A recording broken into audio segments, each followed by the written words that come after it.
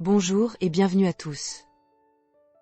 Bienvenue sur Version améliorée, une chaîne dédiée au partage de connaissances profondes sur le développement personnel holistique à travers la sagesse des grands livres. Avez-vous déjà surpris votre esprit en train de formuler des phrases comme celle-ci « Je dois encore aller travailler sous la pluie. Mon patron est d'une humeur exécrable. Même ma petite amie ne me comprend pas, elle est tellement égoïste. » Ces plaintes vous semblent-elles aussi naturelles que l'air que vous respirez? Pour la plupart d'entre nous, la réponse est un « oui » retentissant. Will Bowen, un expert renommé en psychologie sociale, a mis en lumière une vérité frappante. Les plaintes sont exactement comme la mauvaise haleine. Elles sont partout, elles sont incroyablement désagréables pour l'entourage, mais nous remarquons rarement les nôtres lorsqu'elles sortent de notre propre bouche.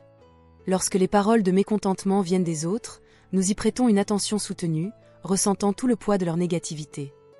Mais lorsque ces mêmes mots viennent de nous les ignorons souvent, les considérant comme de simples observations ou un besoin légitime de vider notre sac. Pourtant, nous devons réaliser que se plaindre est bien plus qu'une simple nuisance sociale.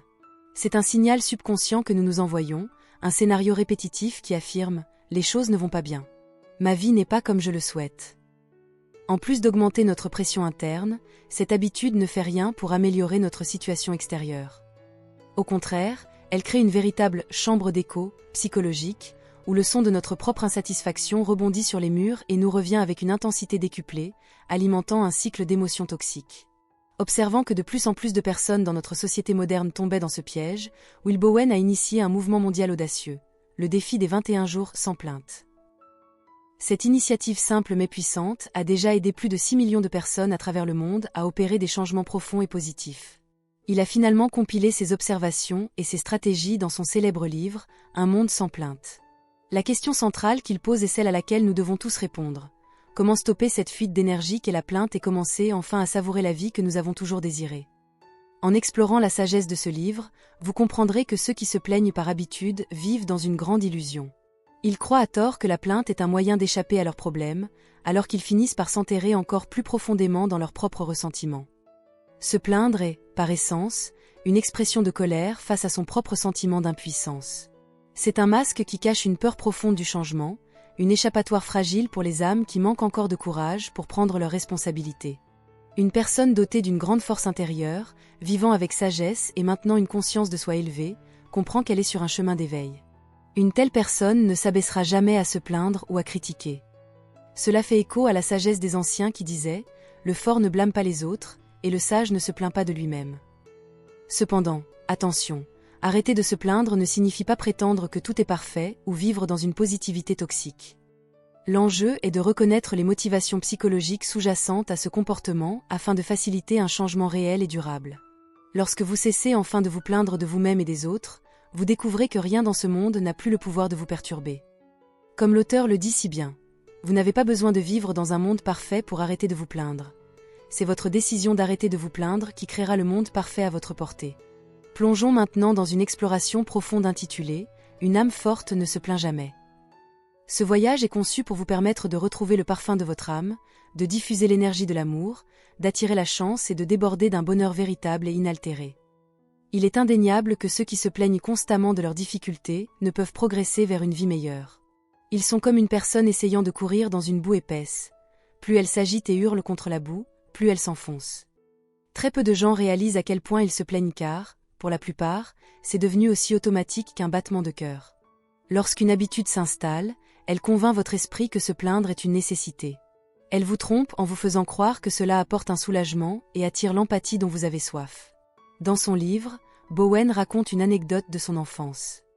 Il était un petit garçon potelé et subissait quotidiennement les moqueries de ses camarades. Étrangement, il ne se sentait pas particulièrement offensé, car il s'y était habitué. Cependant, lors d'une fête, il commença à se plaindre auprès de ses amis « Je suis trop gros, aucune fille ne voudra jamais sortir avec moi ». Soudain, tout le monde se leva pour le défendre. Lorsqu'un autre garçon arriva plus tard et utilisa le mot « gros », un ami de Bowen le fixa avec colère et lui ordonna de se taire. Les autres s'en mêlèrent, affirmant que ce n'était pas sa faute. L'auteur se souvient de ce moment comme du jour où il a découvert ce qu'il pensait être une arme secrète.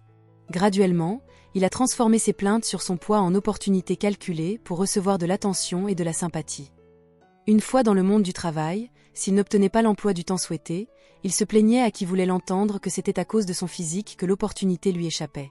Il aimait entendre les paroles rassurantes des autres, mais non, ce n'est pas ta faute, tu es génial. Même pour une amende routière, il blâmait le stress lié à son poids, et ses auditeurs se joignaient à lui pour se moquer de la police. La plainte était devenue sa drogue mentale, et il y était totalement accro. Il ne réalisait même plus qu'il le faisait, c'était devenu son mode de communication principal, un réflexe inconscient. Beaucoup de gens tombent dans un vortex similaire. Lorsque vous jouez le rôle de la victime en vous plaignant de votre corps, de vos finances ou de vos faiblesses, vous recevez certes une dose temporaire d'attention et de réconfort, mais vous perdez simultanément quelque chose de bien plus précieux. Vous troquez votre pouvoir contre de la pitié. Vous vous plaignez peut-être de votre incapacité à changer, en disant « personne ne m'aime car je suis comme ceci ou comme cela », juste pour entendre quelqu'un vous dire que vous êtes beau à sa façon. Ce faisant, vous oubliez que la vraie solution est de changer votre hygiène de vie pour être en meilleure santé. Vous vous plaignez d'être trop vieux et de ne plus avoir d'opportunités, juste pour recevoir un compliment fugace disant que l'âge n'est qu'un chiffre. Mais pendant que vous cherchez ce confort, vous ne profitez pas de l'expérience et du temps qu'il vous reste. Vous vous plaignez d'être pauvre et méprisé, juste pour que vos amis affirment que les autres ne vous méritent pas. Cela vous empêche d'affronter réellement la nécessité d'améliorer votre situation financière. En réalité, ces plaintes sont un masque creux cachant votre propre sentiment d'impuissance et la peur que vous ressentez face à votre moi imparfait. Elles vous paralysent. Elles vous font sentir comme une victime ayant besoin d'être sauvée, au lieu d'un individu capable de trouver des solutions. Se plaindre vous empêche de faire face courageusement à un problème pour construire un mode de vie sain, développer vos compétences ou améliorer vos relations. Au lieu de cela, vous concentrez toute votre énergie mentale sur l'injustice perçue et la déception. L'auteur appelle cela « les plaintes de l'impuissance inconsciente ». Une personne dotée d'une immense force intérieure ne veut jamais que les choses tournent mal, mais elle comprend aussi que l'acte de se plaindre attire involontairement davantage ce qu'elle déteste. Si exprimer une plainte peut donner un sentiment momentané de soulagement, le ressentiment sous-jacent crée un champ d'énergie négative puissant. Ce champ agit comme un aimant, vous entraînant plus profondément dans la souffrance. Tout le monde a une tendance psychologique à vouloir prouver ses propres croyances. Ce dont vous choisissez de vous plaindre, la vie finira par vous le montrer exactement tel quel. Si vous parlez constamment de choses désagréables, vous égarez votre propre esprit. Lorsque votre esprit est focalisé sur l'échec, les choses échoueront inévitablement. Avec le temps, votre vie deviendra instable, tombant dans un cycle de prophéties autoréalisatrices. La plus grande tragédie est d'utiliser ses propres mots négatifs pour prédire et cimenter son propre destin sombre. Plus vous vous plaignez, plus il devient difficile d'avoir une vie paisible. Une personne vraiment forte comprend qu'elle ne doit jamais se plaindre des autres, et encore moins d'elle-même. C'est particulièrement crucial dans les relations. Les relations malheureuses ont presque toujours un point commun. L'un blâme constamment l'autre, ou les deux se plaignent l'un de l'autre sans cesse. Lorsque nous nous plaignons au sein d'un couple ou d'une amitié, le lien stagne et commence à pourrir. La plainte vous fait oublier les qualités positives et la beauté de l'autre. Vous devenez aveugle à ses vertus et hyper focalisé sur ce qui vous rend malheureux. Lorsque vous critiquez quelqu'un de façon répétée, votre cerveau commence à scanner activement de plus en plus de raisons de vous plaindre. Cette tendance neurologique vous mène dans un piège d'insatisfaction perpétuelle et simultanément, détruit l'estime de soi de l'autre personne. Ceux qui sont forcés d'écouter fréquemment des plaintes se sentent épuisés et en insécurité. C'est un acte de violence émotionnelle qui crée un stress immense. Cela s'applique aussi à nos interactions fortuites. Chaque jour, nous rencontrons des gens différents, et il y aura toujours des imprévus inconfortables. Si nous augmentons notre niveau de plainte dans ces petits moments, cela crée un « effet papillon » de négativité qui se propage. Ironiquement, beaucoup d'entre nous sont conscients que se plaindre est mauvais, mais nous nous sentons incapables d'arrêter. L'auteur identifie cela comme les plaintes issues de l'impuissance. Pourquoi est-il si difficile d'arrêter même quand on sait que c'est mal? Parce que derrière cette habitude se cache un puissant principe addictif. La recherche scientifique prouve que l'acte de se plaindre d'une douleur mentale active la libération d'endorphines dans le cerveau. Les endorphines sont une sorte de morphine endogène, un analgésique naturel qui procure un soulagement immédiat et peut même créer un sentiment fugace d'euphorie. Cela nous amène au concept du corps de souffrance. En chacun de nous, il existe une part de notre psyché qui se nourrit et se renforce grâce aux mauvaises nouvelles, aux conflits, aux drames et aux émotions négatives. Pour ce corps de souffrance, vos plaintes sont un délicieux repas. Une fois que vous lancez la machine de la plainte, il est incroyablement difficile de freiner. Cela devient une drogue psychologique que vous détestez et que vous ne pouvez pourtant pas lâcher. Vous ne réalisez peut-être même pas que vous êtes accro, comme une personne qui boit du café très amer chaque jour et finit par oublier l'amertume pour ne rechercher que la stimulation. Comprendre ce principe est le premier pas vers la liberté. Vous devez réaliser que cesser de se plaindre n'est pas seulement changer une petite habitude, c'est briser une addiction émotionnelle. La vraie guérison commence quand vous reconnaissez que vous avez nourri ce corps de souffrance avec vos propres paroles. Si vous voulez guérir, vous devez affamer l'addiction. La deuxième lettre, R, signifie « remove responsibility », se décharger de sa responsabilité. C'est une plainte défensive. Souvent, une personne commence à se plaindre avant même qu'un résultat ne soit effectif. Elle prépare un « filet de sécurité » pour protéger son ego et rejeter la faute si elle échoue. Par exemple, se plaindre sans cesse que le service marketing ne fait pas son travail est souvent une excuse toute prête pour expliquer pourquoi ses propres objectifs de vente ne seront pas atteints. Comme le dit le dicton, ce que vous dites vraiment, c'est « je ne veux pas travailler, je veux me plaindre pour ne pas assumer mes responsabilités ».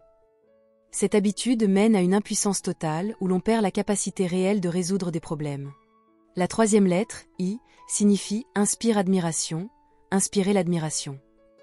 Cela peut sembler paradoxal, mais en se plaignant des défauts des autres, on suggère subtilement que l'on est supérieur et que l'on ne possède pas ses défauts. C'est une façon d'élever son propre statut en rabaissant quelqu'un d'autre. Si une femme se plaint que son mari est incroyablement désordonné, elle se vante secrètement de sa propre propreté. Si quelqu'un critique un conducteur nul, il dit essentiellement « Regardez-moi, je suis un conducteur fantastique ». Cela provient d'un vide intérieur qui pousse à attaquer les autres pour se sentir valorisé. Cependant, la psychologie sociale montre que cela se retourne souvent contre soi. L'auditeur finit par croire que c'est la personne qui se plaint qui possède le trait négatif critiqué. De plus, cela mène au commérage, dont le but est presque toujours de se sentir mieux que l'autre. La quatrième lettre, P, signifie power, pouvoir. Ici, le pouvoir signifie le levier social. Plus un plaignant convainc de gens de se ranger à ses côtés, plus il sent qu'il a du pouvoir social. C'est comme un concours de popularité toxique. Nous voyons cela dans les médias traditionnels chaque jour. Les informations sont nourries par la critique et l'indignation car les récits négatifs déclenchent des réactions puissantes. Une étude de Harvard en 2021 a confirmé que les nouvelles négatives sur les réseaux sociaux attirent 3 fois plus d'interactions. Cela a élevé le pouvoir de la plainte à un niveau dangereux. Les algorithmes nous poussent à nous comparer, éveillant nos peurs primordiales d'être laissés pour compte. Pour soulager cette insécurité, beaucoup choisissent de dire du mal des autres ou de trouver des failles dans leur succès en affirmant que c'est juste de la chance. Enfin, la lettre signifie « excuse pour performance », justifier une mauvaise performance. C'est proche du fait de rejeter la responsabilité, mais cela arrive après les faits. Quand le résultat négatif est là, on utilise la critique des autres comme bouclier pour couvrir ses propres lacunes et protéger son image de soi. À ce stade, vous vous demandez peut-être, cela signifie-t-il que si quelqu'un fait quelque chose de mal, je n'ai pas le droit de parler? Il est crucial de distinguer le fait de dire la vérité et le fait de se plaindre. La différence réside entièrement dans l'énergie et l'intention. Dire « il n'a pas fini le rapport à temps » est un simple constat. Mais soupirer et s'exclamer avec colère « je ne comprends pas pourquoi il est si paresseux et n'a toujours pas fini après tant de jours » est une plainte. L'un est objectif, l'autre est un récit de ressentiment. Le livre Une nouvelle terre explique que souligner une erreur pour aider quelqu'un à la corriger est un acte constructif, tandis que se plaindre est destructeur. Arrêter de se plaindre ne signifie pas accepter un mauvais service. Demander à un serveur de réchauffer un plat froid est une requête neutre pour un service payé. Dire « Pourquoi m'avez-vous apporté ce plat froid ? Cet endroit est nul » est une plainte et un blâme. Prêtez attention à votre langage. Si vos phrases commencent souvent par « Pourquoi ?» ou « Pourquoi ça m'arrive toujours à moi ?» vous êtes au seuil de la plainte. La plainte irradie une énergie lourde. Demandez-vous honnêtement, les mots qui sortent de ma bouche portent-ils l'une des 5 motivations, GRIPE? Si vous sentez ne serait-ce qu'une trace de ce parfum de plainte, agissez immédiatement. Comme l'affirme Will Bowen, plus vous vous plaignez, plus vous trouverez de raisons de vous plaindre. C'est une spirale descendante. Vous devez stopper les plaintes pour entrer dans un cycle positif. Pour opérer cette transformation, vous devez bâtir de nouvelles habitudes. Voici quelques méthodes éprouvées pour devenir une personne forte qui vit sans se plaindre. Premièrement, évitez la zone de pollution. Se plaindre est hautement contagieux. Une personne qui irradie du ressentiment pollue chaque pièce où elle entre. Éloignez-vous de ces zones. Reconnaissez les signes d'une conversation négative et partez avec grâce avant d'être aspiré. Parfois, le silence ou une sortie discrète est le seul moyen de garder son âme propre. Si vous ne pouvez pas partir, apprenez à écouter comme un observateur objectif. Au lieu de compatir et d'être infecté par la colère de l'autre, écoutez avec un esprit clair et rationnel. Dites-vous, j'entends simplement des mots. Je ne juge pas, je n'approuve pas, et je n'ai pas besoin de plaire à cette personne en rejoignant sa misère. Cette séparation mentale agit comme un tampon protecteur. De plus, vous pouvez habilement orienter la conversation vers l'action en posant des questions ouvertes. Ça a l'air difficile. As-tu pensé à des solutions? Cela transforme un déversement négatif en une opportunité créative. À la fin, purifiez votre esprit par quelques respirations profondes ou une musique apaisante. Deuxièmement, adoptez la sagesse du silence. Lao Tse, dans le Tao Te Ching, parlait de la philosophie du grand son. Il enseignait que les vérités les plus profondes n'existent pas dans le bruit, mais dans le silence et l'humilité. La nature opère silencieusement, et pourtant sa puissance est immense. Dans cet âge numérique bruyant, nous n'avons pas besoin de parler plus. Nous avons besoin d'agir et de penser avec plus de profondeur. Se plaindre constamment est une expression de vide intérieur. Le silence, au contraire, nous aide à maintenir et à bâtir notre énergie vitale. La prochaine fois que vous sentez une pensée désagréable ou une inquiétude monter, et que vous ressentez le besoin d'appeler quelqu'un pour vous plaindre, arrêtez-vous. Prenez une profonde inspiration. C'est le meilleur moyen de maintenir votre silence intérieur. Comme le disait le maître zen Thich Nhat Hanh, souriez, respirez et allez lentement. Si votre esprit est calme, votre souffle sera profond et régulier. Souvenez-vous, le silence n'est pas un vide, c'est la plénitude de la force intérieure. Ne vous précipitez pas pour transformer votre douleur en mots. Respirez simplement, et laissez l'émotion passer à travers vous sans laisser de traces. Troisièmement, libérez vos émotions par l'écriture. Nous nous plaignons souvent car nous ne savons pas traiter nos émotions. Nous utilisons les autres comme poubelles émotionnelles. L'un des meilleurs moyens de libérer cette énergie sans nuire à autrui est de tenir un journal. Écrire vos sentiments vous permet de les voir objectivement.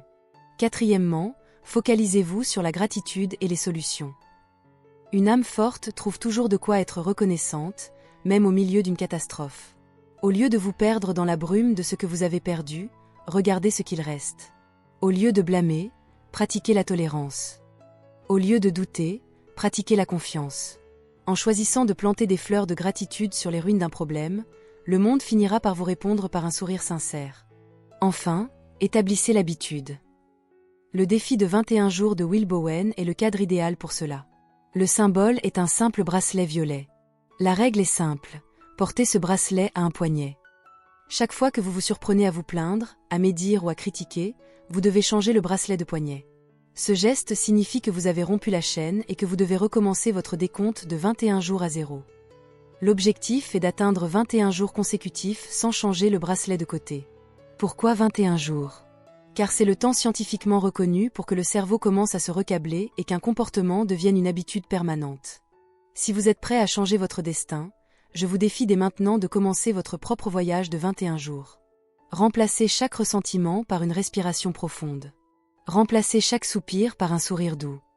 Je suis absolument certain qu'après 3 semaines, vous verrez une version de vous-même totalement nouvelle, plus puissante et nettement plus heureuse, vous regardez dans le miroir. Merci infiniment d'avoir écouté cette exploration de « Un monde sans plainte ». Nous espérons sincèrement que ces réflexions seront l'étincelle qui allumera la lumière dans votre propre âme. Si vous avez trouvé cette vidéo utile, faites un geste de gentillesse et partagez-la avec quelqu'un qui lutte contre la négativité et qui a vraiment besoin d'entendre ce message aujourd'hui. Et s'il vous plaît, ne laissez pas le voyage s'arrêter ici. Si vous voulez continuer sur votre chemin de croissance et de développement holistique, nous vous invitons à rejoindre notre communauté. Laissez un « j'aime » sur cette vidéo pour nous aider à diffuser cette énergie positive, et surtout, abonnez-vous à la chaîne version améliorée. Assurez-vous d'activer la cloche des notifications pour être toujours les premiers à découvrir nos analyses hebdomadaires de livres qui peuvent véritablement changer votre vie. Votre soutien nous permet de continuer nos recherches et de partager ce savoir profond avec le monde. Nous avons hâte de vous retrouver dans la prochaine vidéo. D'ici là, prenez une grande respiration, restez silencieux quand c'est nécessaire, et rappelez-vous, vous avez le pouvoir de créer un monde parfait, en commençant par l'intérieur. Prenez soin de vous et restez forts.